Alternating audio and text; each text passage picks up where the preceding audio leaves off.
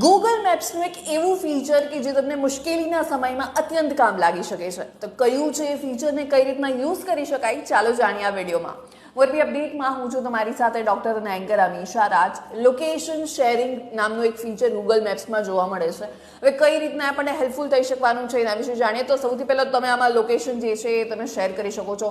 તેની સાથે તમારા મોબાઈલમાં કેટલા બેટરી કેટલા ટકા છે એ પણ સામેવાળી વ્યક્તિને ખબર પડે છે.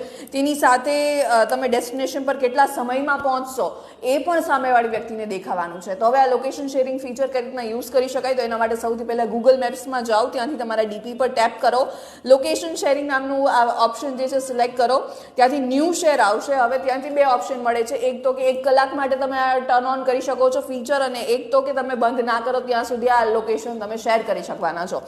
એ સિલેક્ટ કરીને તમારા જેટલા પણ ફેમિલી મેમ્બર્સ છે કે નજીકના એવા મિત્રો છે એમના કોન્ટેક્ટ તમને ત્યાં દેખાશે. હવે જો ત્યાં કોન્ટેક્ટ નથી દેખાઈ રહ્યો તો તમે મોર ઓપ્શન્સમાં જઈને લિંક ત્યાંથી કોપી કરો અને તમે જેમને પણ મોકલવા માંગો છો એમને લિંક મોકલી આપો.